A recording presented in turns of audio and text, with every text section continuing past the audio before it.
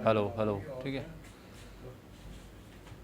नमस्कार, समाचार इंडिया में आपका स्वागत है। विधानसभा सत्र शुरू है उत्तराखंड में, और इसी के तहत अगर हम बात करें राजनीति से परे जो विकास कितना हुआ है, कितना बजट बनाया गया है, उस बजट पर अगर चर्चा करें तो बड़ी हो जाएगी। मैं एक विधायक हैं सुरेश राठौर जी, जो ज्वालापुर विधानसभा के विधायक हैं, भारतीय जनता पार्टी से हैं, और कहीं ना कहीं एक केंद्र में भी अपनी पकड़ रखते हैं। उनसे मुलाकात कराते हैं और उनसे सवाल करते हैं कि विधानसभा सत्र के दौरान उनके मन में जो बातें थी वो कितनी पूरी हो पाई है, और आगे के लिए क्या प्लान बनाया गया है जिससे कि विकास हो सके, और अन्य और भी बातें करेंगे। उनके ऊपर आरोप भी लगे हैं, वो कहाँ तक अब साफ हो पाया है उसके बारे में भी बात करेंगे। विधायक साहब, आपका समाचार इंडिया में स्वागत है। अभिनंदन, धन्यवाद। सर, आपका एक रूप भी है, आप कथावाचक भी है और राजनीति में आपका बड़ा पद भी है, विधायक भी हैं आप ज्वालापुर सीट से।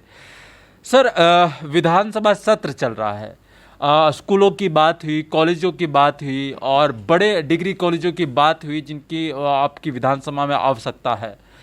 कल भी इस बारे में चर्चा हो रही थी आपसे, तो क्या क्या मांगे रखी गई है और कितनी पूरी हो पाई और कितनी की मांग रखी गई आगे के लिए? देखिए, जो एजेंडा हमारा था उत्तराखंड सरकार का, लगभग हम उसको पूरा कर रहे हैं। क्षेत्र के हिसाब से जो वायदे हमने जनता से किए थे उससे हम आगे निकल गए। मेरा क्षेत्र घाट क्षेत्र था, जो सबसे पिछड़ा क्षेत्र था।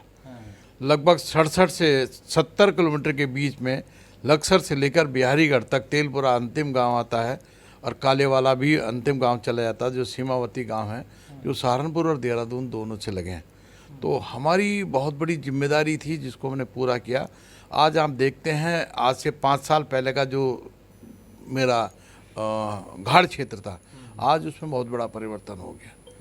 वहाँ की सड़कें, वहाँ के पुल, वहाँ की जो बचे हुए पुल हैं, वो हमने केंद्रीय सड़क निधि के तहत उनकी मंजूरी कराई है, और 2-3 पुल बचे हैं, बाकी लगभग 14 पुल हमारे क्षेत्र के अंदर बने हैं। तो मैं सरकार की भी आभार व्यक्त करता हूँ, और भारत सरकार का, माननीय नितिन गडकरी जी ने बहुत ध्यान हमारे उन प्रस्तावों पर दिया है। केंद्रीय सड़क निधि के माध्यम से, सीआरएफ के माध्यम से, प्रधानमंत्री जीएसवाई के माध्यम से हमें बहुत सारा धन उन्होंने जो दिया है, उसके लिए हम आपके केंद्र सरकार के, गडकरी जी के, रमेश पोखरियाल जी के और अपने माननीय मुख्यमंत्री जी के बहुत बहुत आभारी हैं। सर, आपका घाट क्षेत्र है, जब शुरुआत में आप वहाँ गए, आपने देखा जब विधायक नए नए बने थे, तो क्या समस्या सबसे बड़ी आपके सामने है? सड़क तो पहली थी ही, लेकिन सड़कों की जो चौड़ीकरण थी वो कैसी थी, अब कैसी है वो? जी नहीं, मेरे यहाँ सड़कें नहीं थी। मेरे घाट क्षेत्र के अंदर नई सड़कें बनी हैं, हम उसको एनएच भी बनाने का प्रयास कर रहे हैं, और उसकी घोषणा माननीय गडकरी जी कर गए थे, क्योंकि वो क्षेत्र ऐसा है जो फॉरेस्ट के अंदर से निकल कर चला आता है। कुछ एनओसीज बाकी हैं, और उसका गांव के बाहर से निकलते हुए मार्ग पर कुछ दिक्कतें आ रही हैं, इसलिए हम उसको एनएच भी बनाने का प्रयास कर रहे हैं, रोशनाबाद से लेकर बिहारीगढ़ तक। और जहाँ तक सड़कों का जाल है, मैंने कहा था अपने कार्यकर्ताओं से, सब अपने अपने घरों की छतों के ऊपर खड़े होकर फ़ोटो खींच लें। 5 साल बाद बताऊंगा कि कितना विकास हुआ। वो पुराने फ़ोटो और आज के फ़ोटो में मिलान कर लेंगे। आज ज़मीनों के रेटों में आप देख लें, जब मैं वहाँ पर विधायक के रूप में गया तो 70-80 हज़ार रुपये 1 बीघा ज़मीन मिल जाती थी उस घाट क्षेत्र के अंदर। 25 से 70-80 हज़ार रुपये तक ज़मीन मिल जाती थी। आज 5-10, 15-15 लाख रुपए बीघा ज़मीन नहीं है। ये विकास की किरण बता रही है कि हमने उत्तराखंड की ज्वालापुर विधानसभा में बहुत ज़्यादा विकास किया है।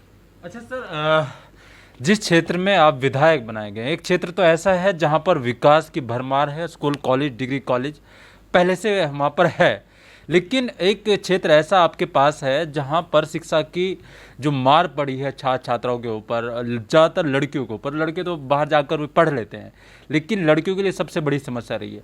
वो क्या मांगे रखी है आपने? विधानसभा में बात रखी है कि स्कूल कॉलेज अपने क्षेत्र में होने चाहिए, क्या क्या होना चाहिए, अभी क्या क्या जरूरत है वहाँ पर? देखिए, मेरी कल अरविंद पांडे जो अब हमारे माध्यमिक शिक्षा मंत्री हैं उनसे भी बात हुई है, और माननीय पुष्कर सिंह धामी जी से भी बात हुई है, और माननीय धन सिंह रावत जी से भी बातचीत हुई है।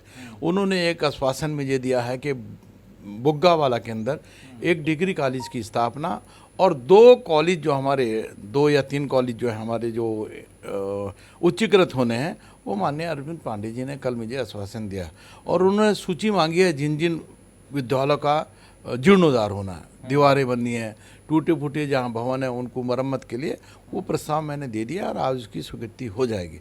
जहाँ तक मैं कहूँगा कि पीएससी मेरे बुग्गावाला के अंदर थी, प्राइमरी स्वास्थ्य केंद्र, मैंने उसको सीएससी कराने का प्रस्ताव कर दिया है माननीय धन सिंह रावत जी ने, तो क्षेत्र की जनता को बधाई देता हूँ।